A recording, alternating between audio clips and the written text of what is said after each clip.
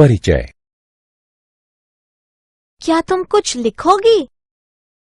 हाँ, मुझे बताओ क्या लिखना है। तो लिखो, x एक संख्या है।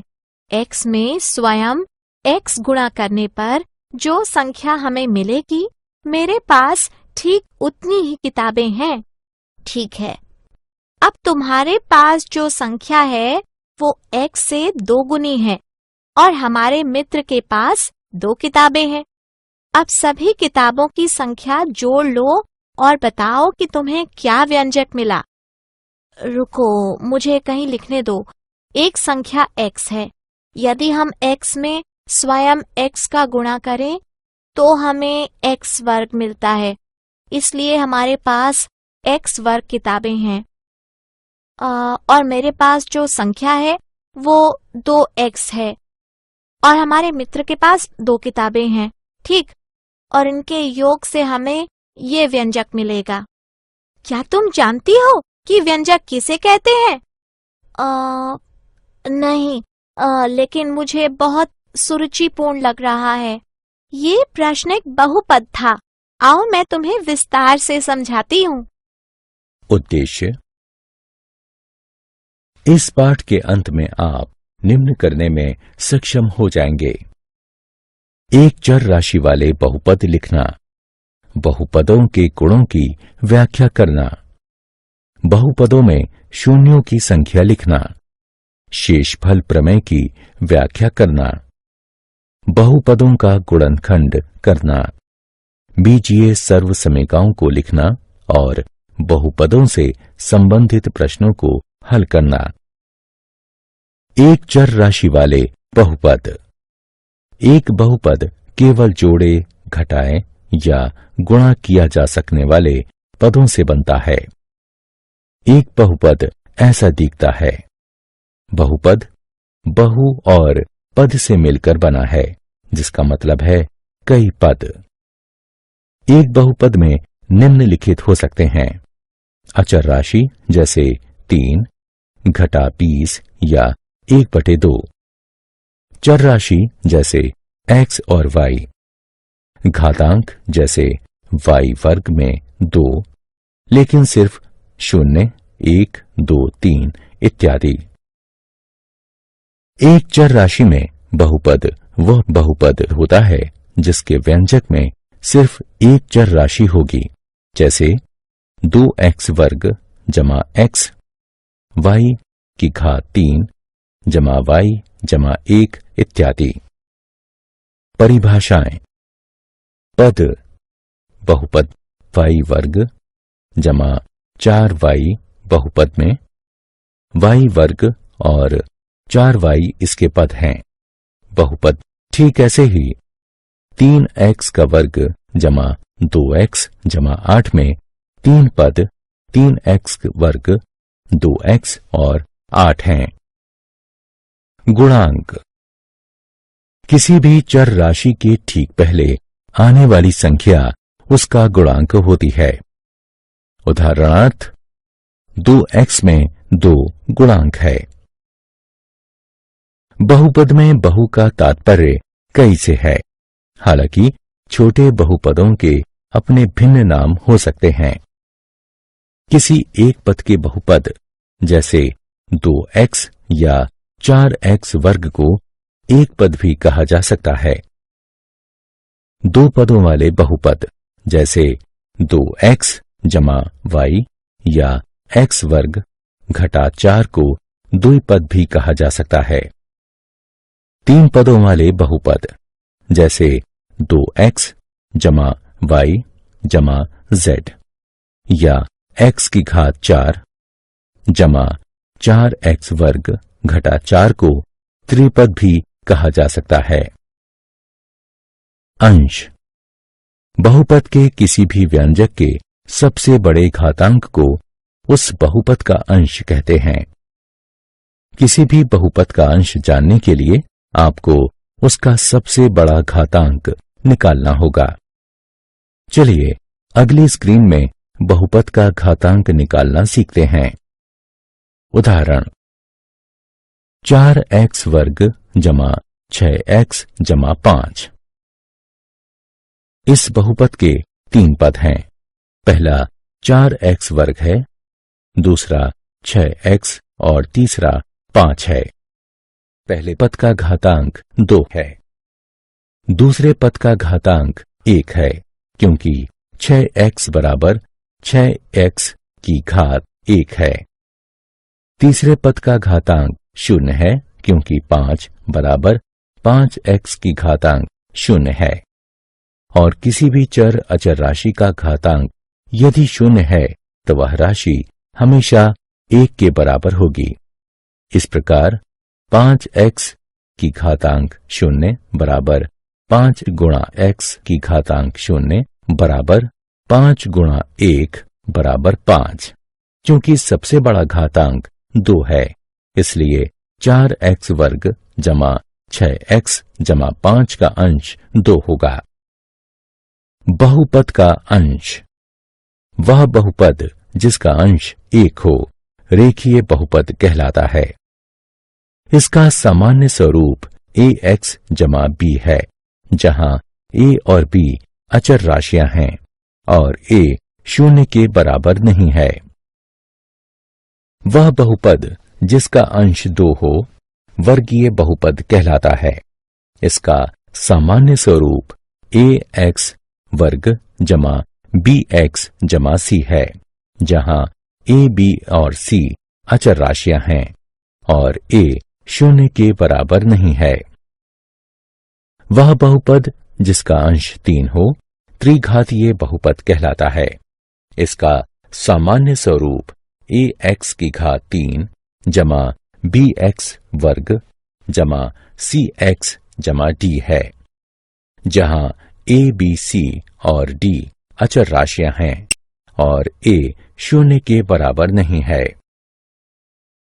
यदि किसी बहुपद में सभी अचर राशियां 0 हैं, अर्थात a 0 बराबर a1 बराबर a2 बराबर a3 बराबर इत्यादि बराबर an बराबर 0, तो वह बहुपद शून्य बहुपद कहलाता है। शून्य बहुपद को 0 से दर्शाते हैं। शून्य बहुपद का अंश परिभाषित नहीं है। बहुपद के शून्य। बहुपदों की चर राशियों के आधार पर हम उन्हें p, x, qx, py आदि तरह से दिखाते हैं। उदाहरणार्थ py बराबर y की घात 3 जमा y जमा 1, ry बराबर 2 घटा y घटा y वर्ग जमा 6y की घात 5। अब इस बहुपद को देखें। qy बराबर 2y की घात 3 घटा 5y वर्ग जमा 3y घटा 6। यदि हम y का मान 1 रख दें तो हमें यह प्राप्त होगा, जो 2 घटा 5 जमा 3 घटा 6 यानी घटा 6 के बराबर होगा। इसलिए y बराबर 1 रखने पर q y का मान घटा 6 होगा। अब हमें py बराबर y जमा 1 को हल करना चाहिए। y का मान 1 रखने पर हमें p बराबर 2 प्राप्त होगा। अब y का मान ऋण 1 रखने पर हमें p ऋण 1 बराबर ऋण 1 जमा 1 मिलता है, जो 0 के बराबर है। चूंकि p घटा 1 बराबर 0 है, इसलिए हम कह सकते हैं कि बहुपद py का 0 घटा 1 है। बहुपदों के शून्य को बहुपदों का मूल भी कहते हैं। एक अशून्य अचर बहुपद का कोई शून्य नहीं होता। एक रेखीय बहुपद का केवल एक शून्य होता है। उदाहरण देखिए और बताइए कि घटा 4 और 4 बहुपद x घटा 4 के शून्य हैं या नहीं। हल। माना कि px बराबर x घटा 4 के मान को प्रतिस्थापित करने पर हमें p घटा 4 बराबर घटा 4 घटा 4 बराबर घटा 8 मिलता है। 4 के मान को प्रतिस्थापित करने पर हमें p4 बराबर 4 घटा 4 बराबर 0 मिलता है। हम देख चुके हैं कि p घटा 4 बराबर घटा 8 और p4 बराबर 0 है। इसलिए 4 तो x घटा 4 का 0 है, लेकिन घटा 4 नहीं है। चलिए अब हम बहुपद QU बराबर 2U जमा 1 का 0 निकालते हैं। हल। किसी भी बहुपद का 0 निकालना किसी समीकरण को हल करने जैसा ही है, इसलिए हम QU बराबर 0 को हल करेंगे। इसलिए 2U जमा 1 बराबर 0 हमें U बराबर घटा 1/2 यह परिणाम देता है।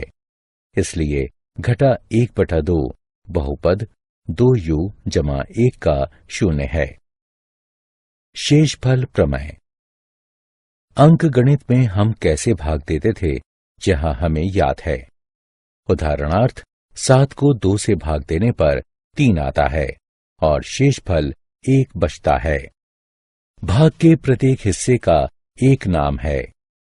भाज्य, भाजक, भागफल, शेषफल। इसे इस रूप में भी लिखा जा सकता है। भाज्य बराबर भाजक गुणा भागफल जमा शेषफल। ठीक इसी तरह हम बहुपदों को भी विभाजित कर सकते हैं।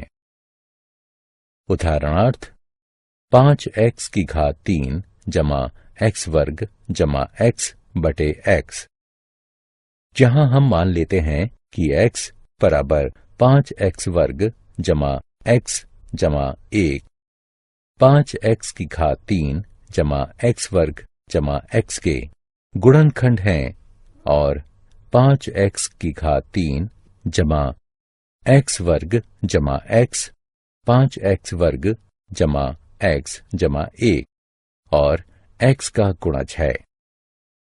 अब देखते हैं कि शेषफल प्रमेय क्या कहता है। माना कि px ऐसा बहुपद है जिसका अंश 1 या उससे बड़ा है।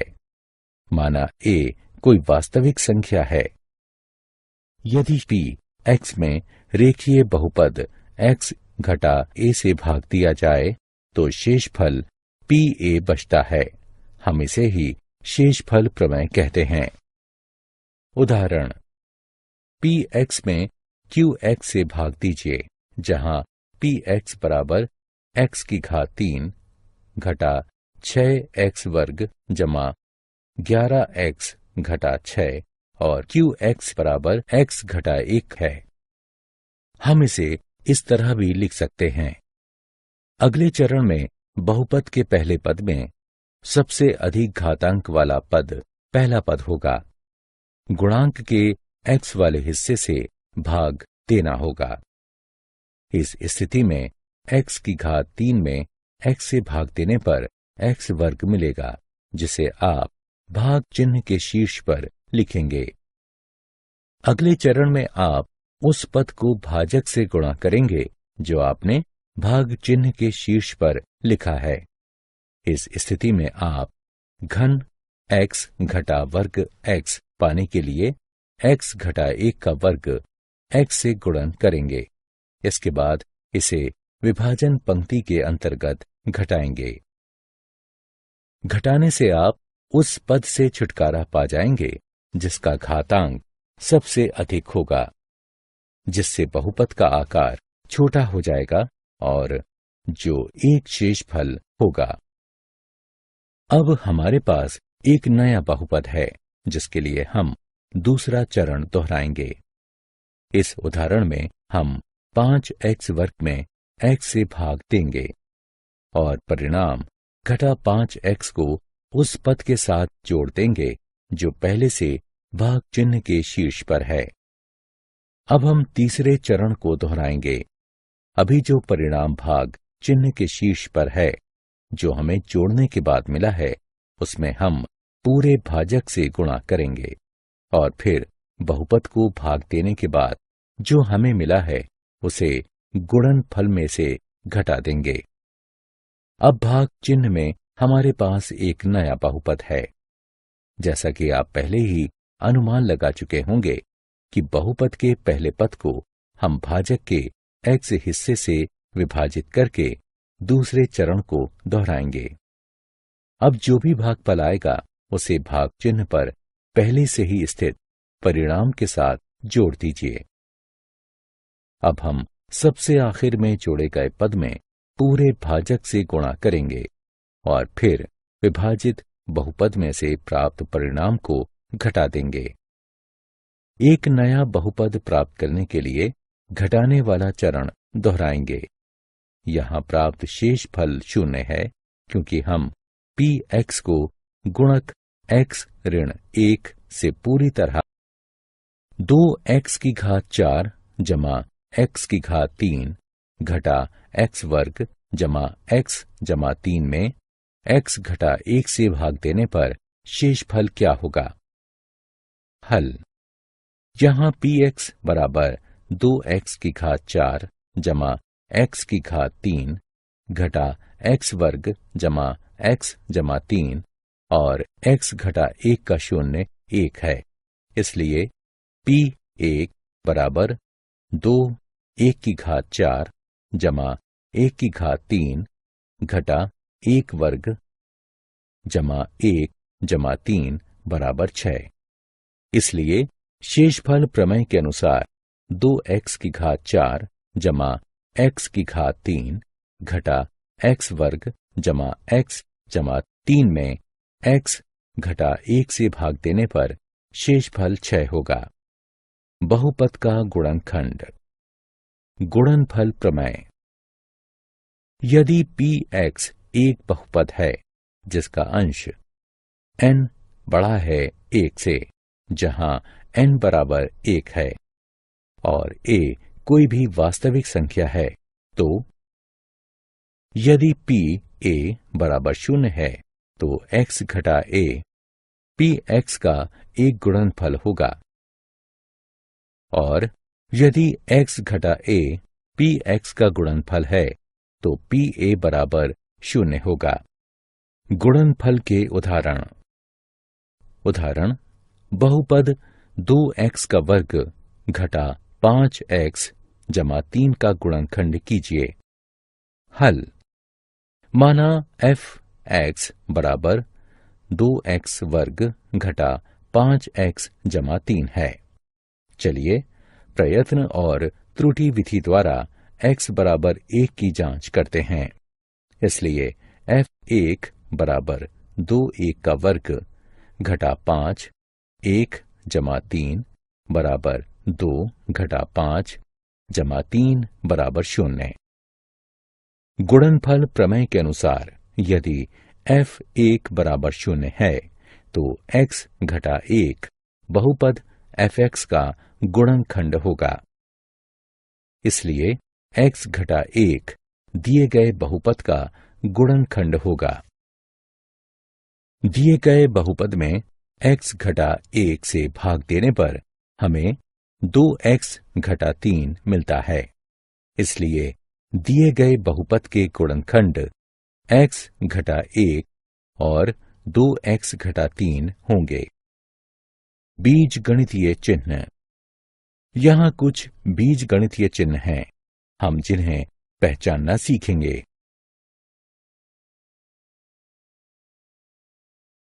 उदाहरण: सीधा सीधा गुणा किए बिना 107 गुणा 104 का मान बताइए। हल।